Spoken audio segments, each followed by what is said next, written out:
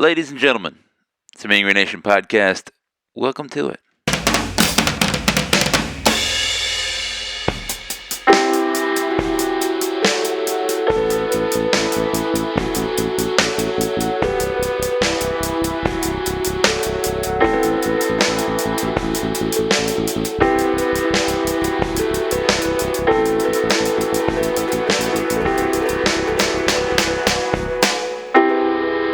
Folks, I'm going to show you the snow.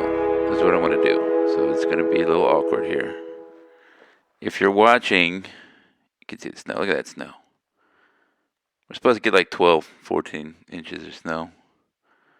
Looks like the end of It's Home happening. Alone. Yeah. All that snow.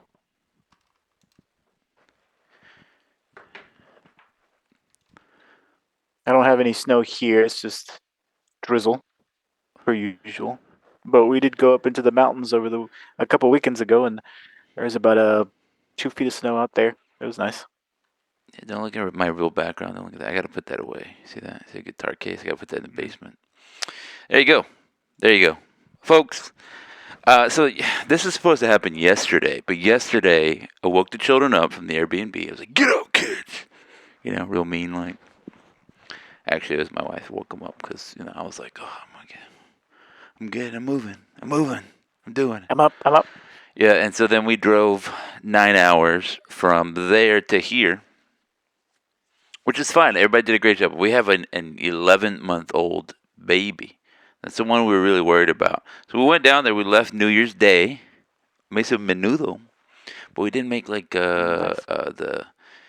I'm gonna look at the camera. We didn't make the black eyed peas and catfish that we normally do. We usually kind of do both, right? Do that and some menudo. But we did make menudo like New Year's Eve, kind of next day. So it was like drunken menudo because I was like, all right, champagne. Anyway, it was a good time. My point is we left January 1, went to Tulsa, slept in Tulsa, left from Tulsa to Dallas, spent the night there, woke up the next day, enjoyed the bowl game. It was a good time. Everybody had a good time.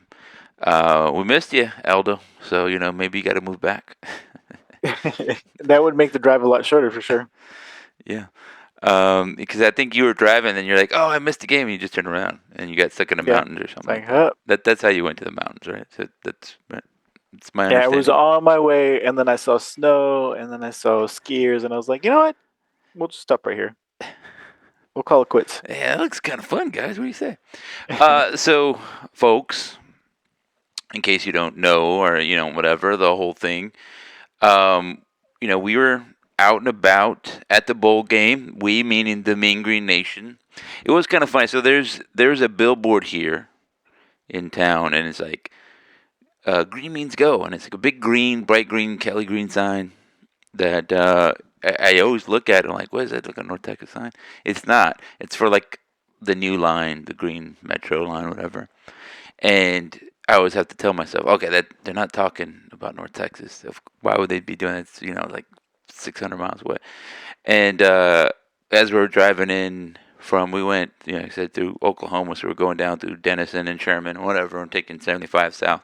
And then I see a billboard, and it's like, this is Mean Green Nation. And I was like, I still have that habit. I was like, okay, they're not talking about us. So I was like, wait, me? And I was like, hey, no, this one.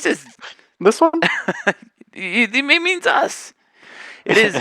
So, it was nice to be home. It's funny being away from Texas, even for the short time that I have been, I guess, a couple years. We moved out here for work, for filthy lucre, maybe. And it's not. Texas feels like Texas when you move back. You're like, oh, this is Texas here, huh? I recognize it. These are the kinds of trees you see here, right? Hey, I recognize our dystopia. Look at that. Just another outlet mall. You kind of feel like It's a Wonderful Life. I was talking about that. Like, look at this shopping center. Look at it. Look at this car-centric development. Oh, beautiful old car-centric development. Look at that turnpike. When I moved out here to Washington, I was trying to put my finger on, like, what is the difference, right? There is cultural differences, difference in people. People are a lot more pale because it's a lot cloudier here, and I'm experiencing the same issue too. But there's pine trees everywhere, right? The trees are just bigger and taller here. And I was like, but that's not it, right? There's hills, but Yeah. that's not the difference. What is the difference? And somebody who grew up in Washington and once traveled to Dallas to visit friends and family and stuff. She said that the one thing I know, the biggest difference is that there is so much horizon. And I was like, that's it. Yeah. That's the difference. That you have so much horizon in Texas, right? You can see the stars are shining bright, but here it's like everything is obscured by trees, by hills and stuff. You know, Somebody put a mountain in the way of my sky. yeah, I live on the side of a hill, and the sun during the winter barely gets above the homes here, and I was like, oh, this is so sad. This is so bleak. But that's the difference. The horizon is Well, a you know what huge. happens, right? You start writing some grunge music, you know. So with me, cause I understand it today, now. you know, that's what happens. Yeah. So yeah, I mean, moving to the Midwest, I mentioned this before, is that like on the show, is that like there's less daylight, you know, from Dallas go north, and then I was living in San Antonio for a while. Because I talked to Patrick Cobb, so we'll get that in a second. He was like, "Oh, so you're up from San Antonio?" I was like, "No, I'm actually down from Missouri." And he's like, "What? I know you're up there, guy." I was like, "Yeah, I mean, so like the whole thing is that there's, you know, there was so much daylight in Dallas even during the winter. Like, and you talking about the horizon, you know, they talk about that big old Texas sky. That's all it is, because there's a whole lot of nothing. You can see all the way down to San Antonio if you squint, and you're like, hey, look, Hmm. is that the Alamo over there? I That's remember true. the Alamo. That's where that phrase comes from, I believe, if I do remember my seventh grade history correctly. All right, so speaking of southern Texas, the San Marcoses, they came up. And here's the other thing about, like, because I know a lot of people that went to the University of San Marcos, aka Texas State, aka LBJU. Um, I was like, man, I recognize all these dudes. They look like people that I've seen before. They were having a good time, and I will say that they probably outdrew us, but it's hard to say because a lot of our people were not wearing a lot of green. We had jackets on, but you could see they were rooting for North Texas. They had like a little North Texas on there, but they had a big old black coat on. All the Texas Staters had their maroon on, a lot more maroon, so it was a little easier to identify. Also, if you're looking from the thing, their seats are red because it's that smooth, and it was a little difficult to see. Like, is that a Texas State fan, or is that just a seat? It's hard to see exactly who that is. Our side, it's a little easier. You're like, oh, that's just a great bleacher, right? I recognize that. Um, but you know, it was a good, solid crowd. It was like I think it was 28,000, if I remember what they said to us. It was a good crowd. It was nice and loud. In the press box, I was in there for approximately, I'd say, 60% of the game. It was real subdued, quiet, but you could hear the ref cursing. I think everybody on TV could hear a little bit of that. He blew the whistle right in our ear, our press box collective ear. But yeah, It's better being on. I bought GA tickets in case you think, oh, this guy's just covering the game so I can get tickets to the bowl game. No, I paid the money out of my own pocket. Well, it's more out of my good name, and I'm going to pay Visa back at the end of this month. But I did pay for it already, or I will promise to pay for it. And it's much better being there in GA, sitting there. And I'm proud to say my middle daughter, of her own accord, she's like, "Hey, mom," talking. My wife's telling me this. What are we gonna see again? What are we gonna see? We're like, it's football, Whatever. She's like, okay. Wait, oh, is that the one where they crash into each other? But they have Mm. the armor, and so everybody feels, they're like protected, right? They don't get hurt. I like that one. That one's good. They smash. And there was even the thing where my mom was there. She came with us. The Texas State band is playing, and my mom was kind of dancing a little bit. And then my kid goes, "Grandma, that's not our band. We don't dance to their band." That was all. I didn't tell her any of that. That was all her own. She's getting a little sports hate. I like it. I'm happy to see it. It's fun. We had Yeah, a good yeah. time. The end was not great. The performance, I think, a lot of what we were looking for. We'll get your thoughts on it. Was, hey, can we? I think we were like, Eric Morris is a QB whisperer, right? And we believe that. But here's another. It's always nice to just see it happen, right? You love your wife. Your wife knows you love her, but it's always nice if you buy her flowers or whatever. Everyone's just like, yeah, it's good. He keeps it up. At least he shows us. So this is a little bit Eric Morris. Can you get a true freshman QB out here and make him look, presentable? I think he did more than that. And then the rest of it, I don't know how much we're going to learn from the defense, given that it was a bunch of seniors that are not going to be here next year. They're going to play a lot of the time.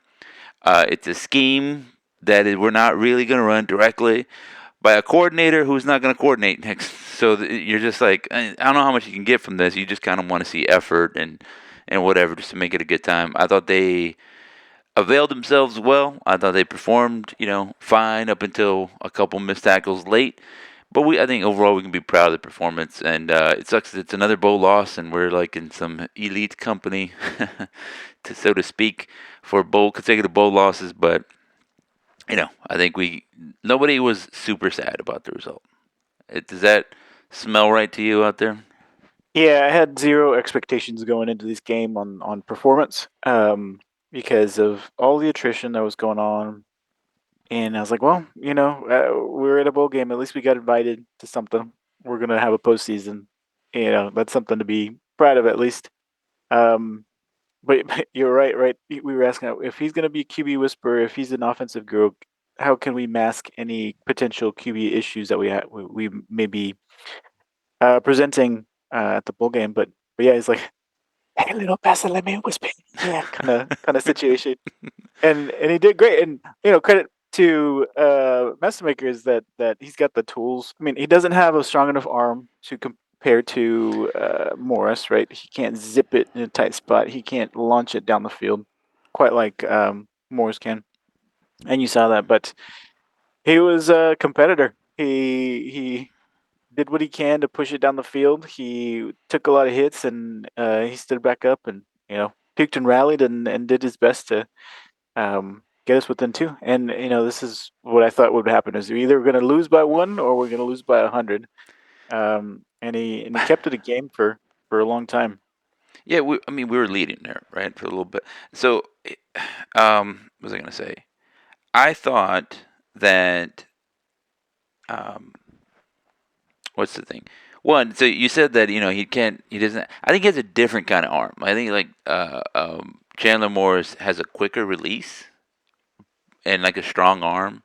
But I think Hmm. Mestemaker can sling it a little bit. I mean, like I thought he never came up short on anything, and he's also 6'4", so he has there's a little bit of a Yeah, like but you can get downfield a little easier just because he's taller.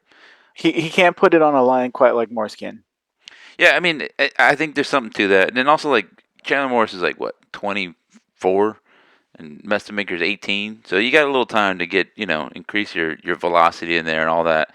So the thing coming into it, we all heard, you and I heard about how good he was in practice, and they were talking about him in fall camp and how good he was going to be, and how he's a surprise, right? We thought it was going to be Cash McCollum behind him, and then there was that I forget his name, the guy with the A, Alton, whatever.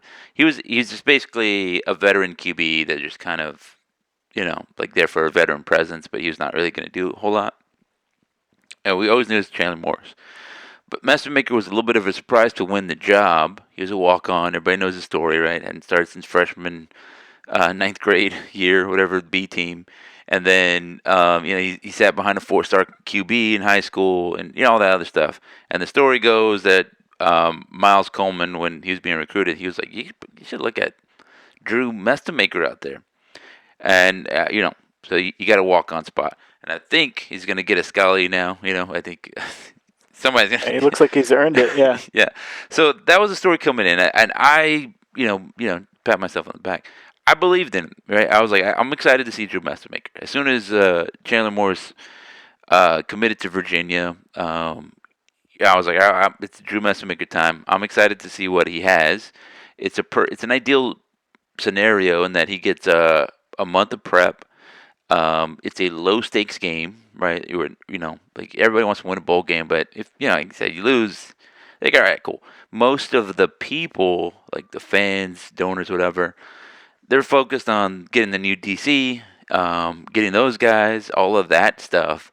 And so, like, yeah, you want to win. Nobody ever wants to lose. It is important. I don't want to downplay that. But like I said, there's a decided difference in the bowl game outcome versus week one, right? It just is what it is. And so, if you're ever going to start a freshman quarterback, it's ideal circumstances, right? End of his freshman season, has a month of first team reps, like he's just as calm and almost a sophomore already. So you expect a lot. The reports were that he was doing good, doing well, showing stuff. I was able to get to the field early. I was following Hank Dickinson around a little bit. I saw him there and I was chatting him up. And then, Hank, friend of the show, he knows everybody, so everybody's talking to him, including Derek Thompson, the still last winning QB for North Texas to win a bowl game 10 plus years ago now. And he asked him, and I asked Derek Thompson. By the way, I got his contact information. He will be joining the show, not today, but whenever we want. So good stuff there. Nice. Um, I was like, he was like, "Is he good? Is he? How would you approach it?" And he's like, "I have full confidence. I think he'd be good." And lots of good stuff. I got to talk to Patrick Cobbs. I asked him, "Dude, everybody says he's good. What does that mean? Like, there's all kinds of quarterback aspects, right? Like you said, does he just have a cannon arm? Is he just the best reader of defenses, right? There's no defense he can't decipher. He knows where to go with the ball every time. What is it, right? Cool, calm, collected. Is he just like Joe Montana, famously against the Cincinnati Bengals? Hey, is that John Candy? Is he what kind? He's like, it's kind of the total package. He can do it all. He's smart. He has an arm. He has the legs. He's fast. He's confident. He knows the offense. He's big. You know what I mean? Like he's a tough guy. He is a big guy. And they said again, on good periods. He's doing them in. Now you always say, well, our terrible defense. He's slicing them up. Show me. Like what is whatever. So that was a big test. Like Texas State has a good defense. They're not the best ever. They're not. I would say probably the most talented defense who played this year was Texas Tech. You know, whatever. And they I don't. got a pretty disruptive defensive line, I would say. Yeah, yeah. And I mean, I think he came out there and he overthrew. He had a little juice on some of those throws. Like he overthrew landing sides on that third down after that weird "it's not a catch" to Damon Ward thing. He overthrew Damon Ward, but he dotted Miles Coleman. That was on the little seam route. You can call it a little bender route, seam route, whatever you want to call that thing. But it's basically a slot streak. Coleman beat his guy. There was a window there. It was beautiful from my perspective, from in the press box where you can see it opening up. And I was like, oh, he has to drop that in there because the safety's coming over. And he put it in there. And then, like if Yeah, it's a little exactly where behind, it it's needed an to go. interception.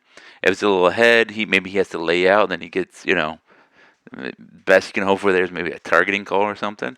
He put it in there. He could protect himself. Touchdown, North Texas. That we said, right? One armed Chandler Morris there. He was a lot of. It was sort of like a decoy there for a little bit. He's like, I'll look deep, throw a screen. I'll look deep, hand it off to Shane Porter. You know, so it was nice at the very least to see this offense have the vertical threat there. Hmm.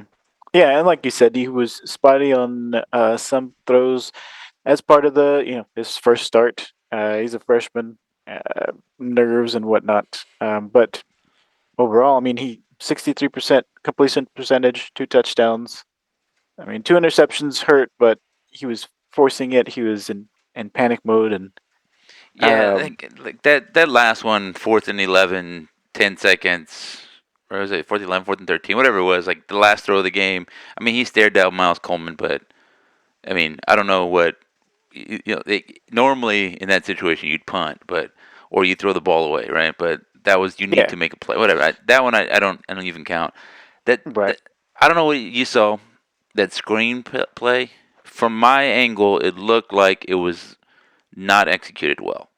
And I don't know what yeah, the coaching points are. Like I don't know if he's like, hey, throw it now, trust your team, they'll go get it, or wait till you see them win and throw it. But we've seen Chandler Morris throw that same thing and throw an interception or throw a near interception or whatever it is.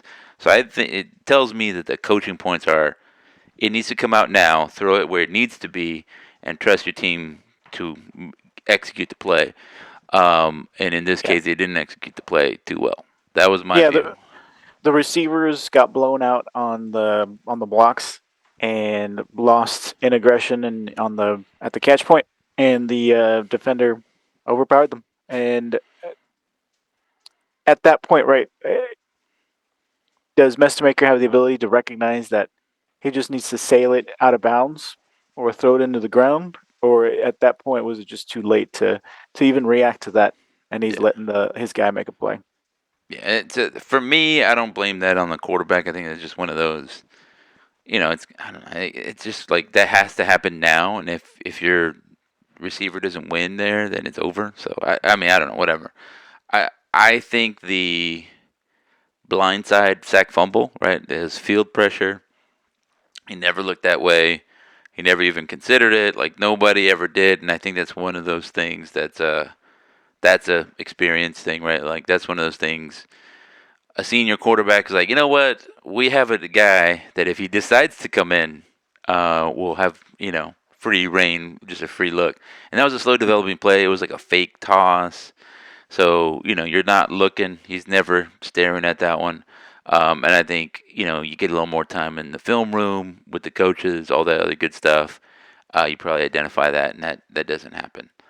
Yeah, So, you start to develop that internal clock so you don't get yeah. clocked. So that was a freshman mistake. And I think, whatever, that's fine. So, like I say, I think you can plausibly say 3 turnovers by the guy. Not good. But, like one was circumstance. You're down. You have to throw it. It's just kind of a, you know, the Spray and yeah. pray. The other one was maybe a receiver thing. It's a pass game problem, and the other one's experience. So all explainable. It's not like what were you thinking? Who are you throwing to? You just throwing nowhere. What a terrible pass. So I was very impressed with the kid. Like he's poised. I don't know. They were talking about this in the broadcast. I haven't watched the broadcast, but it looked to me that he was going through all his reads. Right, 1, 2, 3, check down, or 1, 2, third read over here. Find this guy this way. Um, there's a couple that were like easy reads. Like we did like early '95 Z move or something where basically Damon Ward comes over. He starts at the Z, comes inside, then he runs Y cross. And Mestemaker was basically looking at him the whole time. But he also made a nice throw on that one. He did a little rollout, found him on a sideline, hit him there. Like I'm like that. What a great throw. That's tough. It's easy. It's easier to have those like stand in the pocket, clean pocket, make a throw because you do that 1,000 times. It's a little tougher. Adrenaline running through you. It's 3rd and 11. You're running. You're like, okay, he's open. Can't overthrow him, and not to pick on him, but I was thinking about Jace Ruder, right, throwing the ball out of bounds, and he's like, throw the ball in bounds, Jace. So like, yeah, we know it's not easy, right? Jace Ruder is a talented guy, has a big arm, all that other good stuff. We know it's not that easy, especially for an 18-year-old kid to run out there and throw a good pass on the move. So you're like, Yeah. oh hey, skills, I like it, poise, I like it. Um, Also he scooted for 70 yards. How about that? Hmm. Yeah, we knew that he could run based on just the few snaps he had from the Texas Tech game and a few others. But and I expected to see a little bit more run option, letting him run a little bit because they did that with Morris. But when he broke for the 70, I was like, what's going on? Because I'm like looking at the play and I was like checking the time, looking the down and distance, and then I look down on my phone and then the TV starts screaming. And I look back up and he's hauling ass for a touchdown. I was like, oh, there we go. This is the game. Yeah, like so from like a scheme standpoint, and I was gonna see if I can't find some time to like kind of break down some of the things that I saw when I was up there. Like, because I asked Eric Morris, I was like, y'all didn't really like run the ball a lot. I figured going in like, okay, probably gonna rely on the run game, and I was wondering about the RPO game because like you can do lots of different reads on a RPO, right? Like the classic was it the zone read is just reading the in man line of scrimmage. Like you basically pick a guy, and then if he attacks the QB, you hand it off, right? If he attacks the running back, you keep it, and that's like the simple one. Now teams have a lot of answers for that now, so they know it's coming, they can adjust. And like the RPO is a little bit more advanced version of that. So you're like, I'll read this unless this other guy steps, and then I'll throw whatever. You can get kind of complicated. I think I mentioned this on the Gridiron show as the Texas player, but I was watching University of Texas play. They run that wheel one. That one's a little bit more complicated in that you read 2 guys, right? You check for the wheel, like the seam route. If that open, throw that. If not, you can throw this other one, or you can just hand it off or throw the slide, right? So you're kind of reading three guys, and that's why Quinn Ewers is good because he can do that, make a decision, make an accurate throw while he's reading a couple defenders, right? Um, I don't know if you trust your freshman QB to do that. I didn't see them run a lot of RPO, and I wonder if that was the thing. I asked him, Eric Morris. I didn't have time alone with him or nothing like that. I was in the press conference. Like, did you pare down the playbook? And he said, no, we added some more stuff probably because you can retain a ton. He's real good. I think, to your point, Chandler Morris is more of an RPO guy. That's his strength. He's very good at that. I don't think that the offense was hurt by not running a ton of RPO, except in the fact that we just didn't run the ball Yeah, that as would be much. my the biggest thing is the lack of running the game between Sibley and McGill uh, and Porter. I'm looking at 11 carries, Yeah, I think I have the. um, See how which well is I treat my crazy. things. Here's the post game.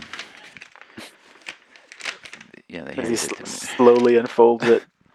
I had to just scrunch it in my bag.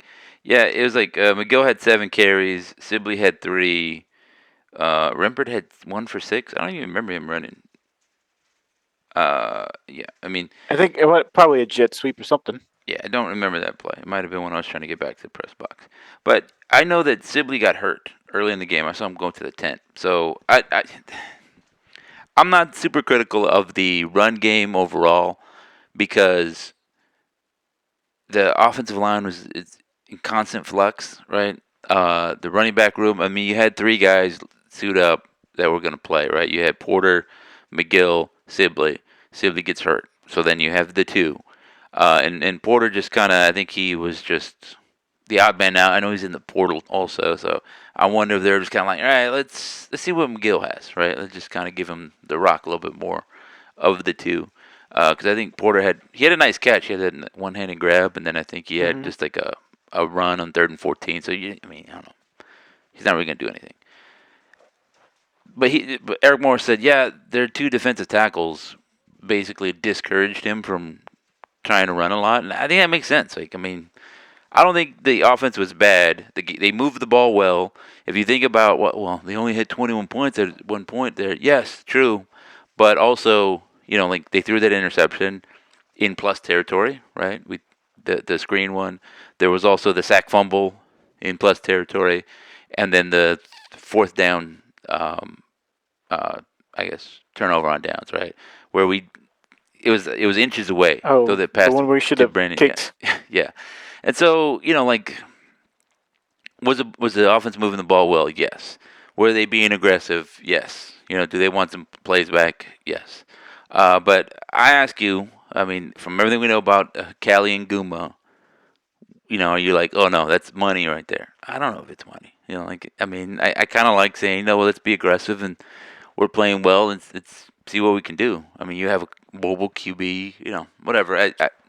But I'm going off of what we've seen the whole season, where Morris is trying to be a little bit more aggressive and goes for the fourth down, and most of the time doesn't get it. Yeah, And the game script turns out where we could have used those 3 points, yeah, just like we could have not and not. And I'm also like the person that's like, okay, just because we got those 3 points doesn't mean that yeah. the rest of the game played out the way it did. Mm-hmm. Um, I think we also got robbed on that one because on the TV replay, the ball is ahead of the line of gain as he's falling backwards, and then his foot steps back out of bounds. And so I'm like, oh, easy call. And Yeah, then they reversed it.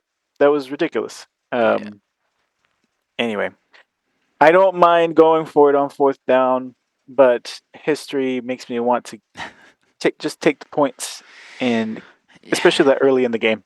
Yeah, I mean, and I think what you're saying right there that holds a lot of water. Is that I think part of your job is also to manage, like managing the game is not only just going reading like by the analytics, like analytically speaking, whatever. Like, do you want a crowd that's excited? Right. I think some of that helps if you're like, hey, we're gonna get points, and the crowd feels good and they feel energized. But if you turn the ball over on downs and they're like, ugh, they're a little defeated. And so there is some of managing the crowd, right? Sometimes you can just turn to the crowd and say, "Come on, get excited." Also, you can do exciting things, right? So you can score Sure. points and kick Yeah. off, and I think sometimes that is part of managing the game that is like underrated. You know what I mean? Like sometimes threatening, your support with failure there, that you can kind of feel it. They're like, "Oh, please, please don't." I always look back to, I think it was Dan McCarney's year. We were at SMU, I think, yeah, and we get a big turnover, and then we have the ball in plus territory, and everybody's excited, and we turn around and run into the line, right? A little dive, where everybody goes, just the whole sideline just goes, ugh. And it was like, this again, conservative again. Like, we are 15 yards away from the end zone, man. Just if he would have just went empty and then just thrown the ball, through the goalpost, would have been like, hey, at least we're trying to do something, right? And I Mm. think that matters because then you get everybody excited. You feel like that whole thing. There's not the cloud of like, oh, he's gonna mess it. They're gonna mess it up. I think Right. that does And matter.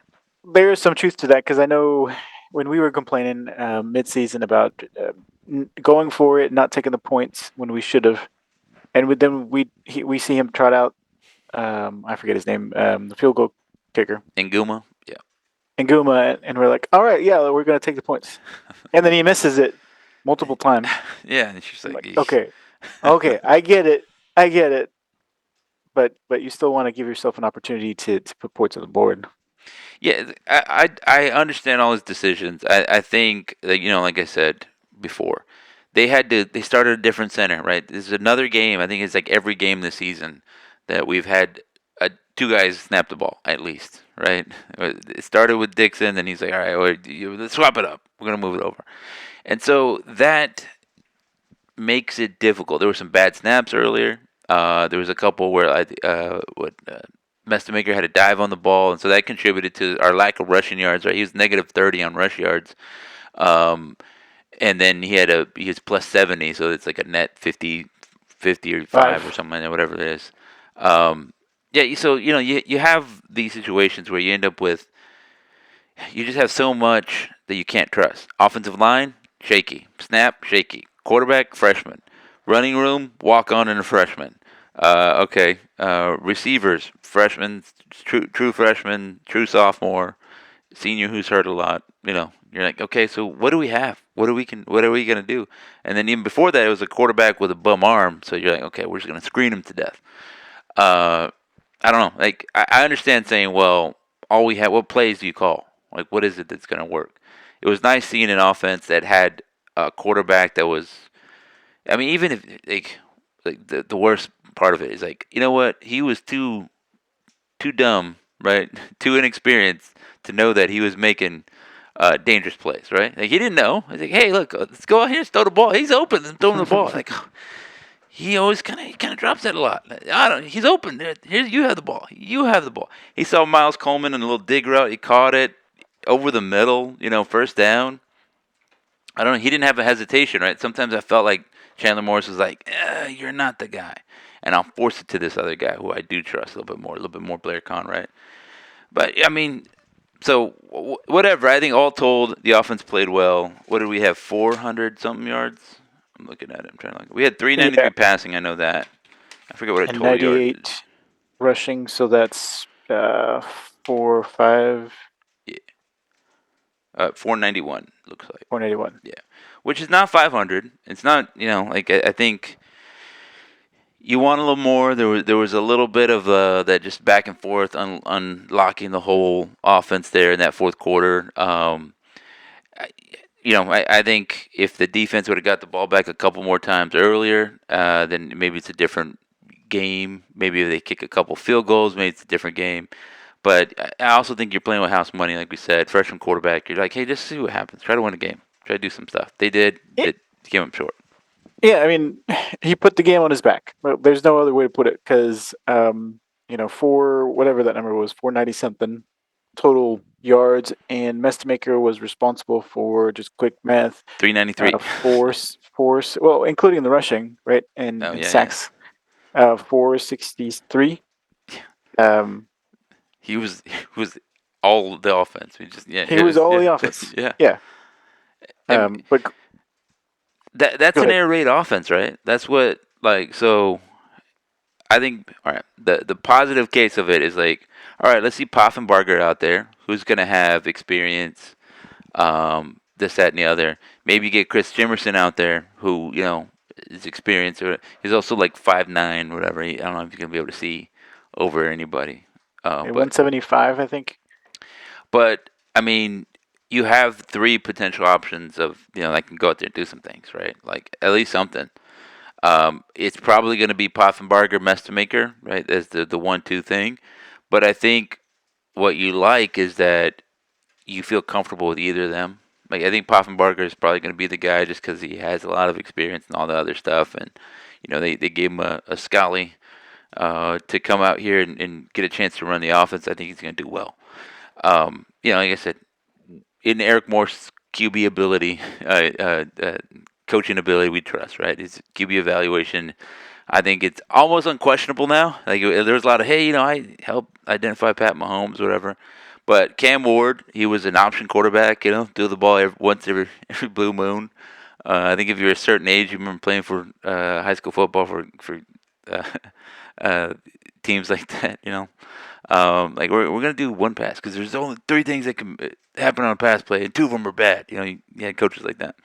Mm. Um, so Cam Ward, obviously a Heisman contender, NCAA leader for a brief time until it was broken by what's his face? I forget.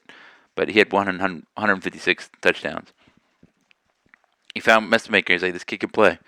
You got Chandler Morris. He did some good things. Chandler Rogers had 3,000 yards passing, 28 touchdowns, whatever it was, right? Yeah, and it's not even identifying the talent, but also the situation, right? Taking advantage of a situation where, like, hey, Chandler Rogers, you're looking for something. This could be a step for you. Mm-hmm. And same thing for Chandler Morris. I think this might be the final stop for the other guy. Keep Poffenbarger. blanking on it. Yeah. Yes. Yes. Um, but it's obvious that he has the chops to identify talent, convince them to come here, as well as run an offense that's fun and Mm-hmm. productive. Right. Yeah. The only other question is on the defensive front, and that's where I'm asking questions and But yeah, looking at. let's talk about defense in a second. But I think we can, if I can bully you here real quick. I'll just say because I was making the point about the offensive line. I think he said in that post game they need depth along that offensive line. They need more consistency there. I think we all saw that was a glaring problem. We also know that they need depth along the running back position. And Mhm. then, they need weapons, guys that make catches. But I'm not so concerned about that because you can get productivity from, like if we roll out there next season, all right, we got Landon Sides, Miles Coleman, Wyatt Young, and then development of these other guys. And there's a couple to do from Sam Houston State, a couple of these other guys. Like you think you can get 28 touchdowns from those guys? Yeah, yeah, I think we can. I think Poffenbarger can find those guys. That will scheme them up. They'll be open. Maybe could they be even better? That kind of depends on their talent. But I mean, Wyatt Young did well early in the season. He's going to be a true sophomore. He's going to have an off season to develop. I think Landon Sides came on. He was injured a little bit. All whatever. Miles Coleman played real well. And then we got some other guys. So you have experienced quarterback that can throw them the ball. If we can protect them and have an offensive line that's not playing who will snap the ball today, right? Like, oh, am I going to be the center? Oh, maybe he's going to be the center. You don't know. You don't know, and neither do we, we'll right? we'll find out on game day. Yeah, just like watch good guys playing musical chairs. Like, oh, am I going to snap the ball? Am I? Am I? You don't know. We're Pick tricking a you. card. Yeah, we don't want that. So I think if they do that, the offense is better. And then like I said, I'm willing to give another half season of like, let's go for it on fourth down. Let's be full on aggressive. We have an offensive line that can click. Hey, those all of a sudden we just look unstoppable. Like, man, you can't stop this team. They can convert. They run up to the line. They run in the inside zone, and it's over. And everybody's scooting down the field. It's amazing. It looks amazing. 45 points a game. Sweet. Well, Let's talk what I defense, though. was. Yeah, sorry, go ahead. Go ahead. Sorry Oh for no! Before bullying we you. jumped into Yeah. to defense, I did want to make a comment that we just don't have a playmaker anymore that I can see. Like, yes, we've got productive guys, Wait, Coleman and Ward. Even though Ward's graduating, right? They combined for over 200 yards, sides 90 yards.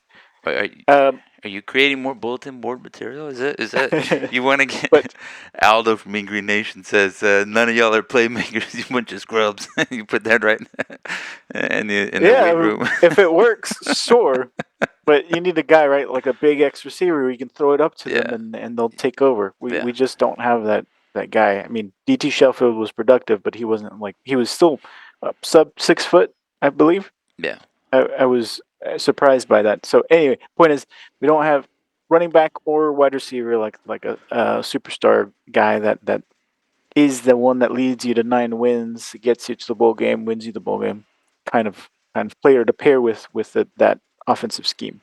So No, hopefully we can totally agree. pick that Like up. we have some of those potential guys in the that we got in the portal. Like was it the guy from Sam Houston State? He was the guy that they got. I think there was the dude from Tulsa, right? He's like a 6'3" wide receiver. But yeah, to your point, there's a lot of potential there, and a lot of guys look good in uniform, right? But whatever. Like, you can Yeah, see some of them like walking out, like, yeah, look at that dude, 6'3", and he's a receiver. He looked like he can get open. He didn't play, So I mean, there's a lot of that. I totally take your point there. I get it, but like we're still one of the best offenses in the nation, one of the best offenses by a lot of metrics in the league.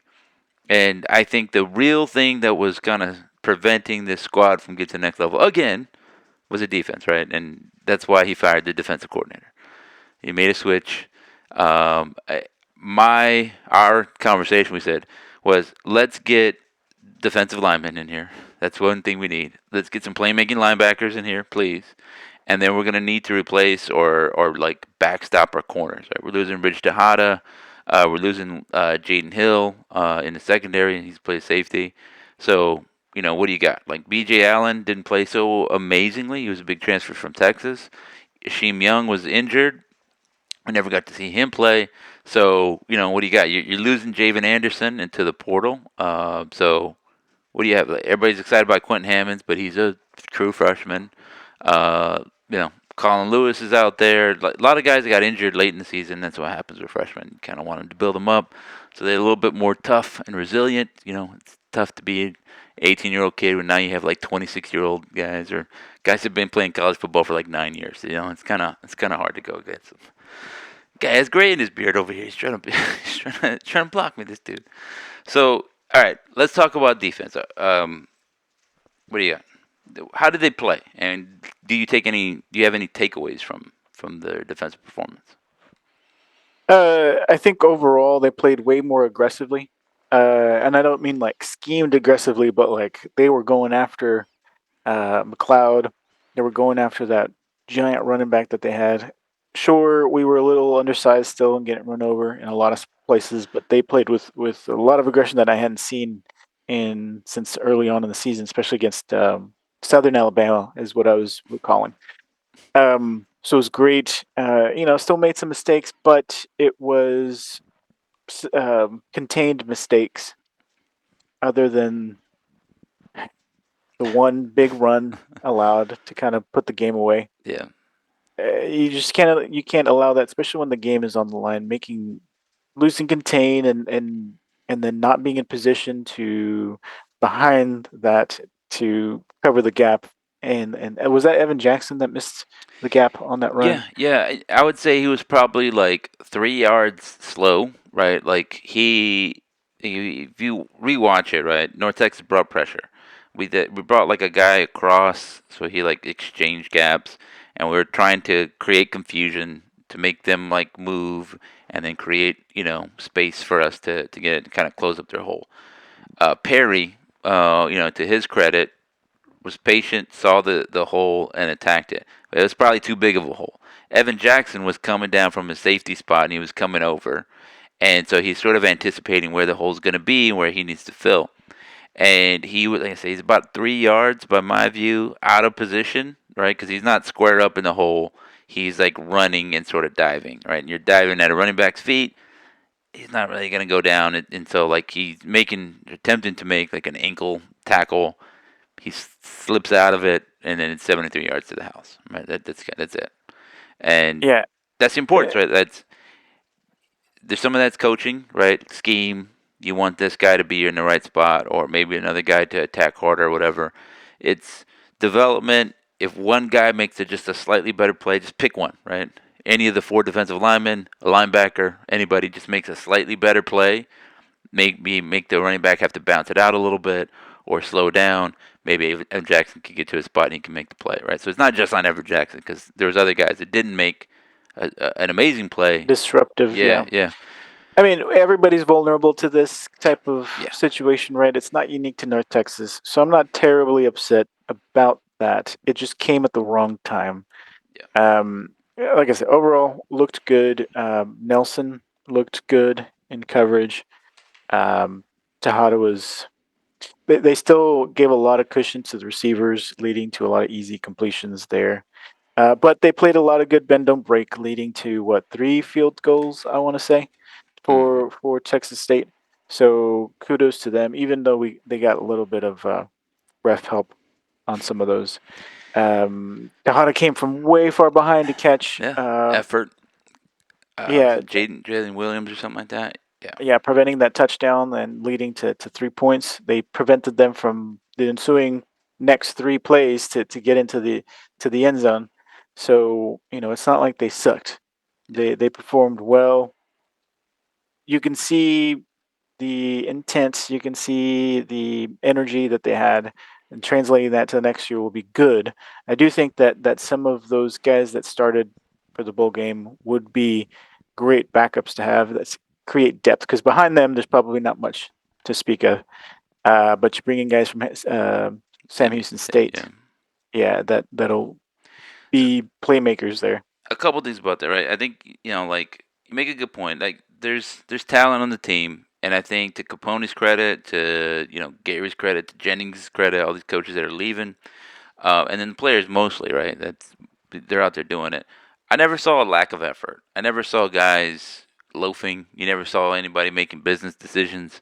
And the last 2 seasons, this defense has been one of the worst in the nation, right? Within 10 places by any given metric of being one of the worst in the nation.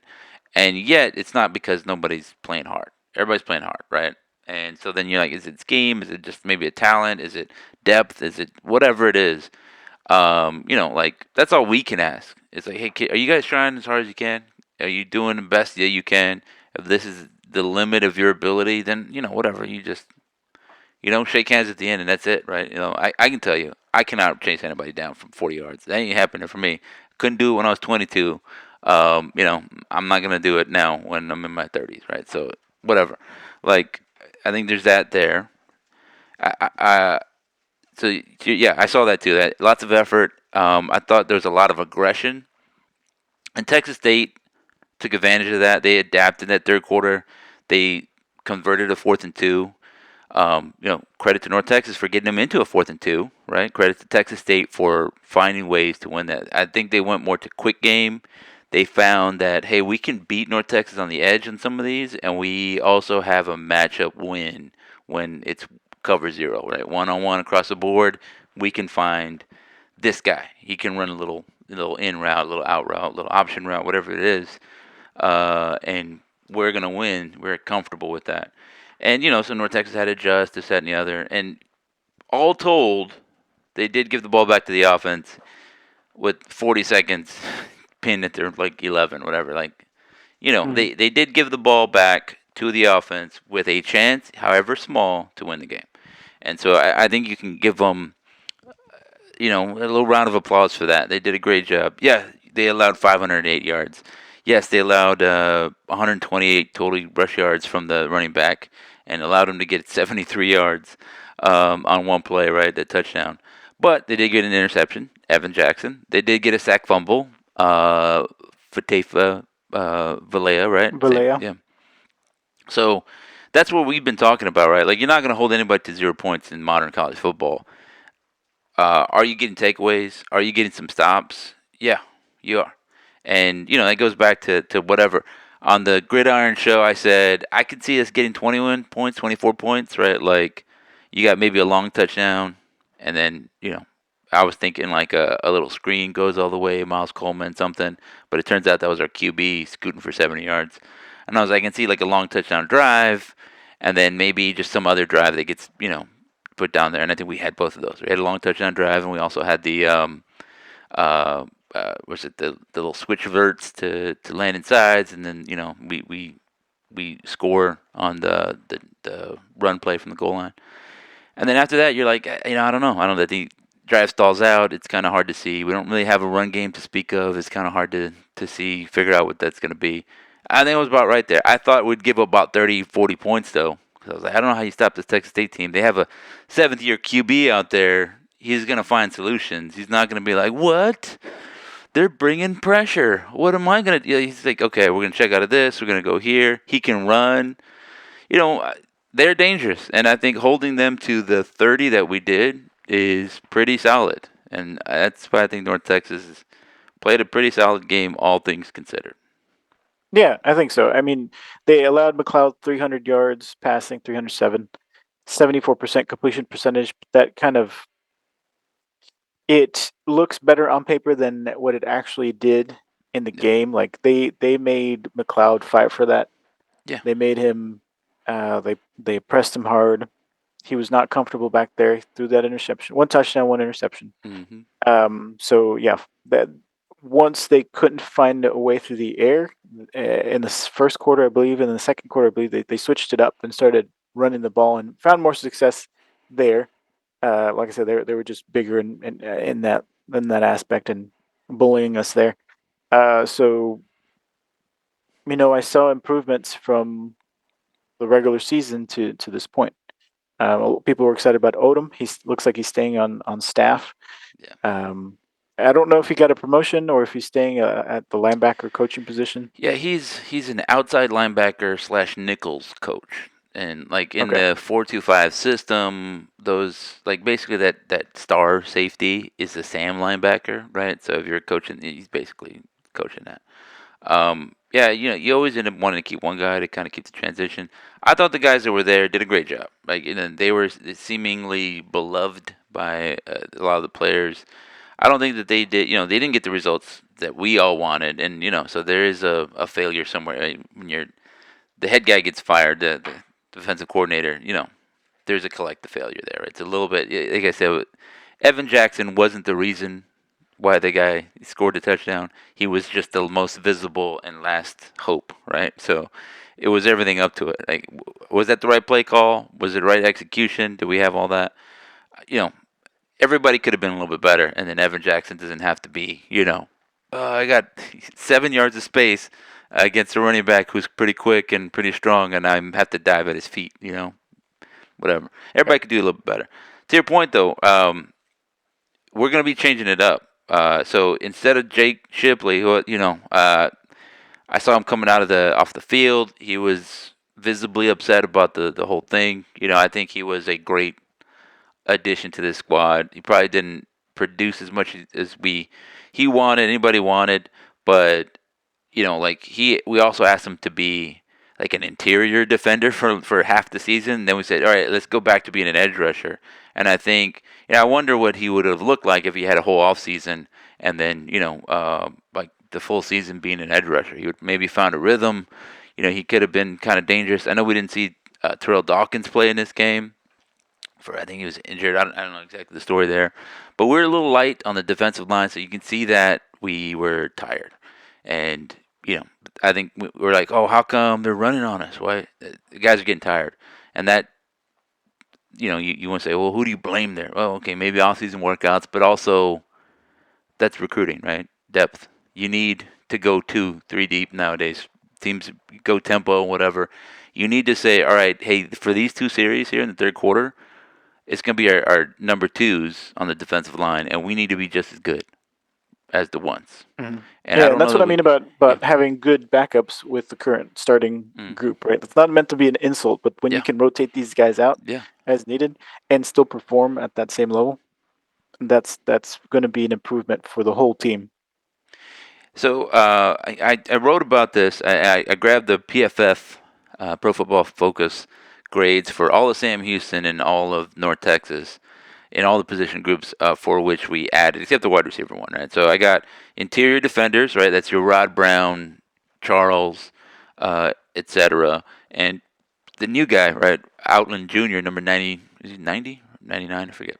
Uh, and Outland Jr. graded just like a step above Rod Brown. So if you thought Rod Brown played well, Outland should be like a guy basically doing the same thing, bringing the same level. Um, Charles is a little lower. Uh,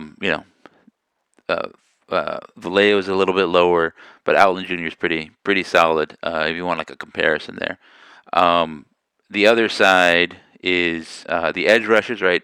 Bryson Hayes, he was pretty high up. He was like, there's Chris Murray, who's the Sam Houston State guy who's getting looked at by like Kentucky and SEC teams and all kinds of stuff, right? He's a little bit out of our price range, I think.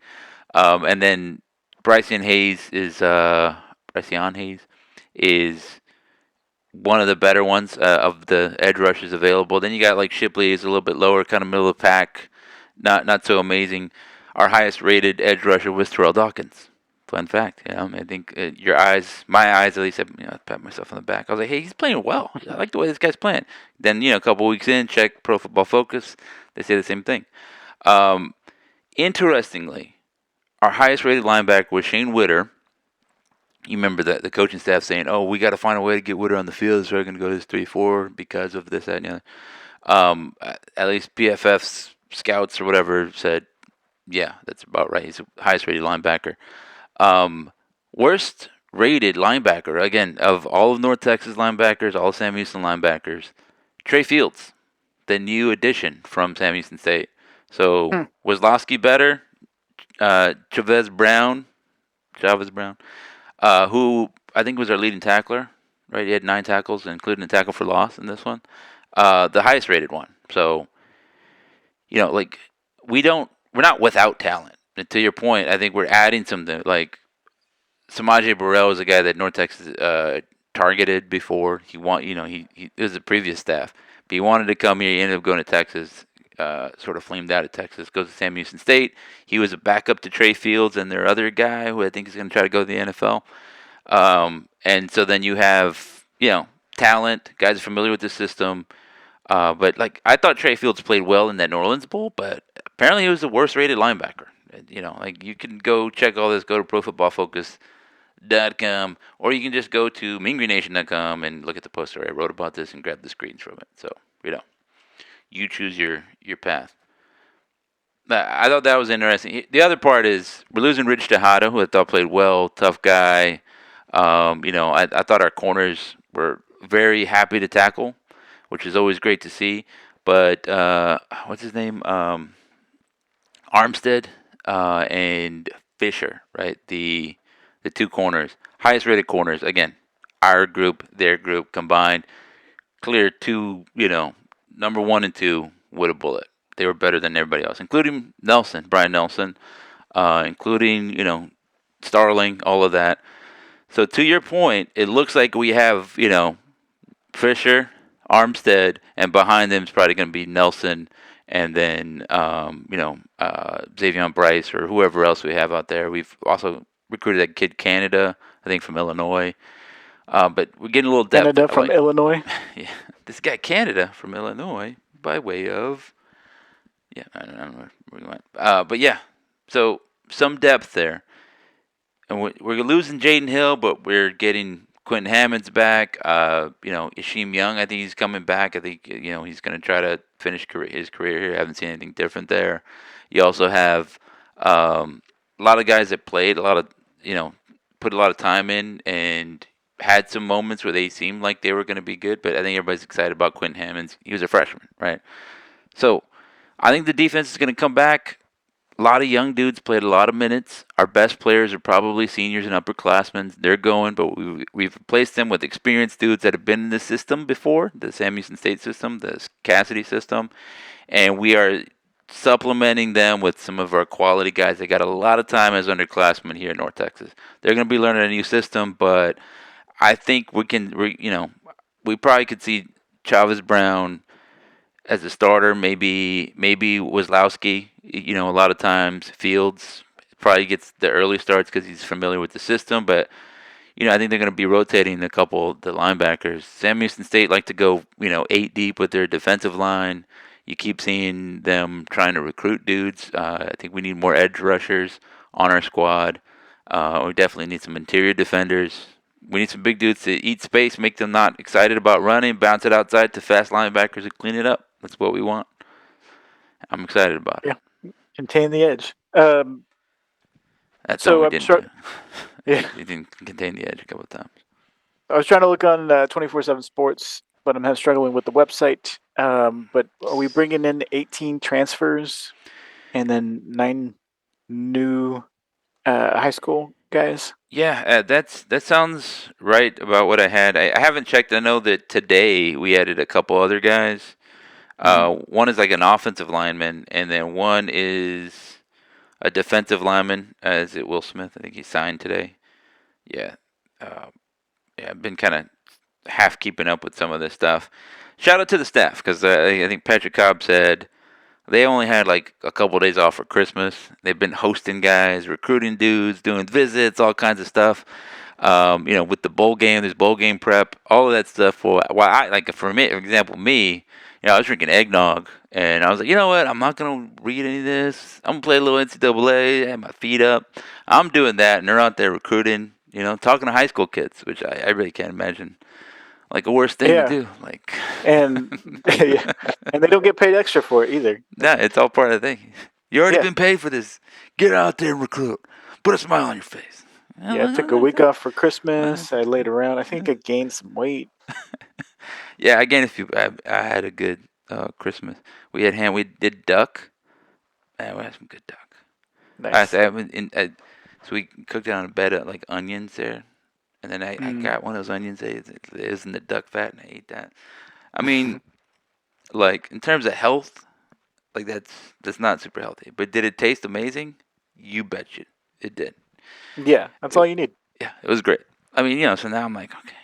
Plus, from the road trip, I gotta like eat a salad. The good news is I can't order in. It's snowing out there. There's going to be like a foot of snow, whatever it is, foot plus. So I can't be like, let me just DoorDash it. They're like, no, I ain't going. I ain't going to McDonald's for you, buddy. Don't dash yourself. Yeah, exactly. But so yeah, overall, I know I'm gonna get out this and publish this show. You're listening to it now. Like we're coming up on the big Memphis game, basketball thing. We're switching over. This is the end of the football season. I'd say that it was disappointing because I thought this team was capable of 8, even 9 wins, and reach 6. But we got to a bowl game. I thought that was reachable last season. The 2-year experiment with the 3 high system is over. But we learned something about Eric Morris. He is an offensive guru. He is a quarterback whisperer. 95 white girls. So like that stuff is good. He maybe learned from his mistakes, right? Like there's a little bit there where some coaches are like, "Oh, I'm not gonna fire the DC because he's too good of a guy," or whatever. But Eric Moore said, "You know what? I'm done. We can't do this anymore. Mid-season, let's make a change. Let's hire a young, up and coming guy I believe in, and Yeah, we're gonna it's change not this to easy. four down lineman. Yeah, It's not easy because you want to believe in your choices being the right ones, yeah, and when it doesn't work, it means it's a failure on yourself and a failure on the person you have to fire. hmm Um, so it's commendable that he did what he did when he did it. yeah. So it does. I mean, he's more on the hot seat now because if Cassidy goes out there and we're getting smoked and gashed and stuff, everybody's gonna look at Cassidy and at Eric Morris and be like, "Well, y'all are kind of a baggage deal." And then if Eric Morris slams out, then we look up in the press box and go, Jared, and he's like, "What? Huh? Mm-hmm. What? Me?" That's how it goes. But if they go out there and win, everybody's like, "Oh yeah, here we get a raise. We love you. Here's more money." That's the game. That's how it works. Yeah, here's a buyout clause. Can't forget that. Yeah, and then we're like, "Oh, we want to keep him here." That's how it works. That's the name of the game. I would say that we probably should fill out that stadium a little bit more. It was tough to park at. The reports were what? How do we park here? They're like, yeah, we got 3 public lots, but there's like 4 parking spots in there. Oh, at Ford Stadium. Yeah, it's terrible. Yeah, it sucks to Yeah, park there. yeah. I mean, everybody kind of knew that going in. I think next time I'm not even gonna try to park on campus. It was like 3 hours before. I was like, surely there's N spot, right? There was not. I had to park across the way. We did the shuttle. Shout out to my mother and my wife for dealing with that because I was like, I mean, I think there was once where I parked at one of the train stations and then took the train up and did mhm. that. Like a park and ride. Yeah, and that worked out all right. Yeah, I think that's the way to do it. We stayed at Airbnbs right around the corner, and we got all these kids. So it's 4 kids. There's a baby there. You just kind of need all kinds of stuff. We just kind of spill out. Hmm. It's like we look like the team getting out. Everybody. Hey, there's a baby hopping out. There's bags. Yeah, like There's crying. yeah, iPad. Checking the film. Uh, Whatever. So that's what we look like getting out. And overall, shout out to my children. They did a great job. Driving down, it's 9 hours down, 9 hours back. They did a great job. They only had the iPad on the way up. Second, yeah, they were great. Did a great job. Shout out to my children, Nice. making it possible, and my Yeah. wife When too. they listen to this, they'll be tear in their eye. Yeah. Thanks, Dad. Can we watch a show now? And then also my mom, because my wife said, because there's a moment there where they couldn't find parking, and my wife had coffee, and my new baby, right, she spilled the coffee on my wife, so her leg was just all, soaked with coffee, and my wife said, if your mom wasn't there, Adam, I would have just left. I would have been like, well, guess we're not watching this game, because she was at that point, she was like, forget this, right? And so it was good. It all worked out.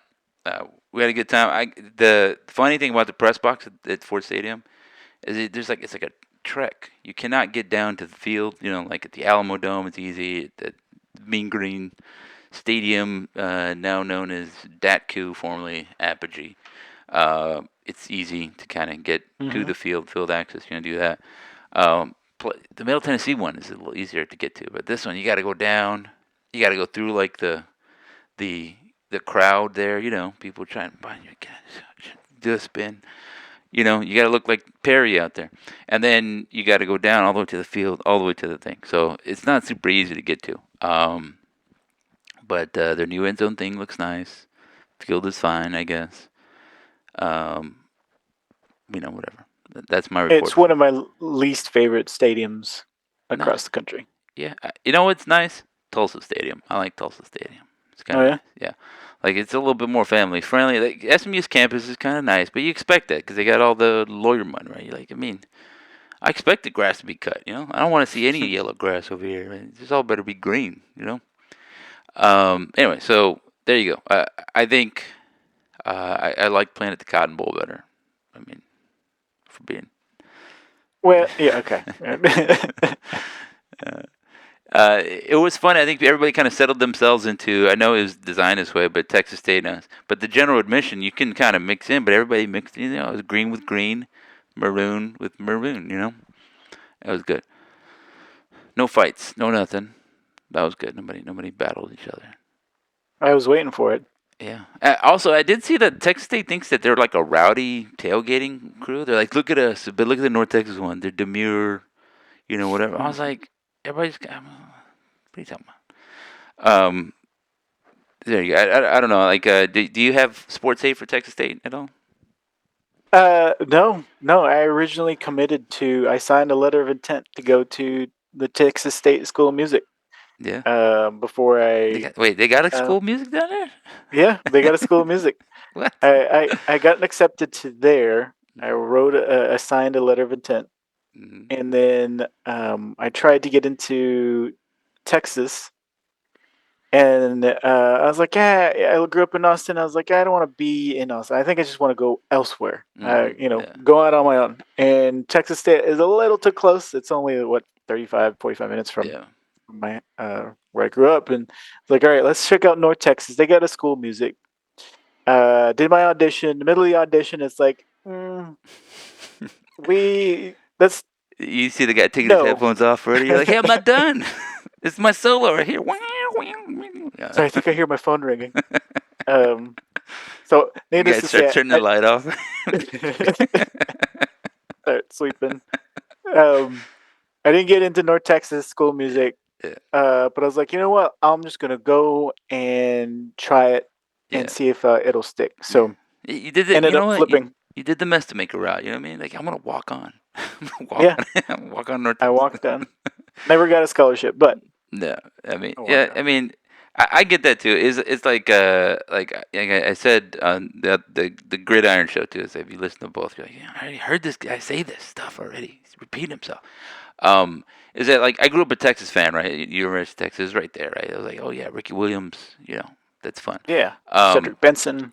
yeah, yeah, all that. And so like, but when it came down to the college, like, yeah, UT Austin is really prestigious and all that. But I'm like, I got to get away from South Texas. I feel like it's either going to be 13th grade. I'm just going to see people. I just got to get away. And, also I just need a little in-state tuition. I don't want to be that far away. Texas is big enough that you could Yeah, be basically out of state, but would be, out of state for a lot of other people. It'd be 2 states away in some cases. But, like Dallas is very different. I thought I was almost going to go to U of H, believe it or not. But I eliminated like Texas Tech. I was like, I don't want to be in the middle of nowhere. Like I don't need. I need to have like mm, civilization. I was like, I'd like to have more than one light, one stoplight in the town. Can we do that? So that's like no Sam Houston State, no none of these nowhere ones, and then like San Marcos at the time.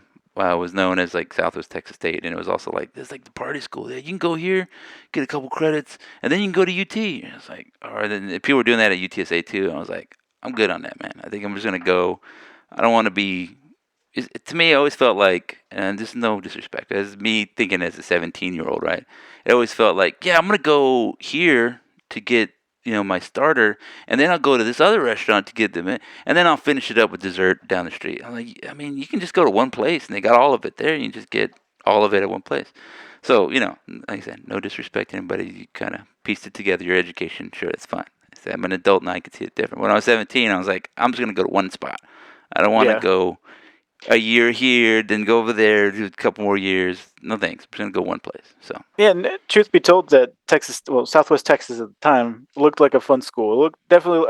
I spent a summer camp out there on campus, and was during the it summers, band camp? Is that what it was actually math camp. It was math camp, and Nerd. uh, we go down and during the summer go swim at the San Marcos River. Yeah. Well, Yeah. just like other South Texas towns with the town Yes. square in the middle Yes. and stuff, Yeah. oak trees, pecan trees everywhere, the spring-fed creek. Mm, It was a fun place to go. yeah. So, and my sister went there as well, and I think my older brother went there too. So I was familiar with Yeah. Texas State. Yeah. I mean, like I said, I know more than a few people from my high school class went to Texas State. Some went to, whatever, and then, everybody kind of spread out. But I obviously do not regret my decision to go to North Texas. I met, lifelong friends, all the other good stuff. You can Yeah, go in whatever. But yeah, I'm saying I understand the whole thing about getting out of the South Texas. Like you just kind of gotta switch it up. Which is another reason why like I don't blame anybody. It's like yeah, they went to Denton Ryan and they're like, well, you want to go to North Texas? And they're like, no. I get it. It's like yeah, yeah. it's not very different. You kind of want to go away for college, just at the very least to experience something different. All right, let's we're gonna switch. Like we're just gonna go watch basketball. It's basketball time. North Texas plays at Memphis. Big game. The basketball team is good. They had that big comeback win against UAB, which is fun and nice, and also not a little bit stressful. Fortunately for me, I only saw the come up. I was busy. I was doing stuff, and like by the time I sat down from the TV, we had already taken the lead, regained the lead, I guess. And Aiton Wright or Atten Wright, whatever they call him, he hit the big time three. It was not super smooth. It looked like he was like, "Oh, I'm gonna lose the He's ball, lose the bobbling ball." He's like, "Whoa, it. whoa, whoa, hey, three." So that I was was amazing. yelling, "Control the dribble!" Yeah, I hear my coach yelling at me like, "Handle the ball, son. Handle the ball." So so I think every time I lose, handle the ball. So that's coming up. Do you have any hot sports opinions about the basketball squad that you want to fire off in the next 30 seconds? Hot sports opinions. I think Mm-hmm. they're competitive. I don't know if that's hot sports opinions. I think they have a chance to beat Memphis, but I'm sorry, guys. I don't think that will go our way. Is that hot sports opinion? No, I mean, it sounds like what a Seattle guy would say. You're over there, it's real doom and gloom over there. He's like, I don't know, man. I mean, I can't stand Memphis. I They're predict rain. just annoying fan base. Yeah, Like UAB fan base is fun. They know who they are. They yeah, talk a lot of mess, and it's fun to talk mess back to them. You yeah, try to talk mess to Memphis, and they're like, "Oh, look at these banners on the wall, guys. yeah. You don't have Let me tell any." you about 1988. And you're like, what? You got, Yeah, yeah. okay, I'm all right. like, All right. all right, just trying to make fun of you because Yeah, blue is a dumb color or whatever, and you can't do it yeah. with them. I'll say this. You know what I think is silly is that everybody's upset that broadcasts use the old logo with the orange tiger. No, no, no, no. Use our gray tiger. And I'm like, I don't know. Like maybe it's because I have young kids, but they're like, why is it tiger gray and blue? Tigers are orange and black. And so like I'm like, yeah, Memphis. And they're like, well, we have the gray stripe. I'm like, all right, okay, fancy. It's just have the orange tiger. What's wrong with the orange tiger? You're the Hey, Memphis go with Tiger. the Have an tech. orange tiger. It's fine. You can Make it do that. retro. Yeah, it's like but I get it. Like Scrappy's green. There's no green eagles, but whatever. We don't care. We don't take ourselves that seriously. Where we're just like, oh, you just never. But there's like lots of media with the regular colored eagle. Like normal. Hmm. The way we see it in human vision, right? We're not getting upset. We're normal people right here. Be a little bit more normal, Memphis. You know what I mean? Calm it Calm down. down. Yeah, calm it down. Jeez. Yeah, the other part is that they think they're too good for us, which is I think annoying. They're like, oh, like if anybody ever loses, they're like, oh, I can't believe we have to be in this conference with these losers that just lose all the time. And meanwhile, we're gonna lose, and you're like, okay, all right. How come your loss is again? Shut up! This is a quality loss. You wouldn't know about this kind of loss. The best loss of all the Yeah, losses. yeah. We wouldn't have lost if we were in a better league, because then we would have. It's like, okay, it's nothing. It doesn't make sense. They underperformed in football. Yeah, you won a bowl game. You underperformed in football, and they have been underperforming in basketball. You know, Yeah. and Hmm. that wasn't because Eric Morris did anything. He didn't go over there. Hey, Ryan Silverfield, run this play right now. It's like, oh no, I called the wrong play. Hit the wrong button. That's why we lost to Navy. No, it was you just lost to Navy. That was your own deal, right? That was you. It had nothing to do with the rice, right? Whatever. Anyway, ladies and gentlemen, thanks for listening to this extra long edition. Enjoy the basketball game. If you have HSOs, go to the site, respond them on there. We also have respond to me on there. Also, there's the forum still that's on there. You can post your HSOs on there you want. I'll read them at the very least, and I'll send them to link to Aldo, and I'm like, hey, look, somebody said something. Aldo's gonna like, I forgot my login, and then he won't log in, and then he'll kind of forget about it. That's the Oh true yeah, I need. path of what will happen. But don't say I didn't warn you. Yeah, that's right. He's right. I'm just gonna dissolve away, and then I'll regenerate and come back when football season starts back up. And that is what happens. But it's good. Yeah, you guys got to deal with me and like, can we get where's that Aldo guy? He's better. He's a little doom and gloomy, but we like him a little bit better. Always, not as much as Greg, but I'll be watching the basketball games, cursing out the TV. The kids listen to me curse the most watching sports, Uh huh. North Texas sports, and driving the car. I mean, that sounds right. It's a little bit Christmas story, right? When they're like, he's down there in the with the furnace, right? There's a little bit of that. The one thing that drives me crazy is dribbling and stopping and not going up for to finish the drive. You stop and you get down and then you pivot, pivot, pivot. And I'm like, just go up, Yeah, get the foul or miss the yeah, shot. yeah. Do one or Be the other. aggressive. Go score. Yeah. Yeah. Yes, it's funny because that's another coachism that I have from my coach. They go in and go score, and that was his. He would say that to us because we'd get in there and start pump faking. He's like, I don't want to see you pump fake. Get in there, and go score. Right? If you're gonna get blocked, get blocked. Go score. Right? That's big. You have that. And so I say that sometimes when like we're playing rec league soccer because we'll do that stupid thing too. I'll make a great pass in, the guy's open, and he wants to dribble and dance around like he's Brazilian or something. Like, you're not Brazilian. You're from you're from Crevcoeur. Shoot the ball. Go score. Go score. So it happens everywhere. still good advice. I agree with you. I know what you're saying. I was like, I hate if you're like 6, 7 and up, and you're in the paint, go score, dude. Like, Yeah, yeah, get up. get up and go score. Right? When big guys get it, unless it's Wembenyama on there, but even then, try to dunk on him. Do something, man. Go score. Yeah. Totally agree. Ladies and gentlemen, thanks for listening. Go Mean Green. Go Mean Green. Recording stopped.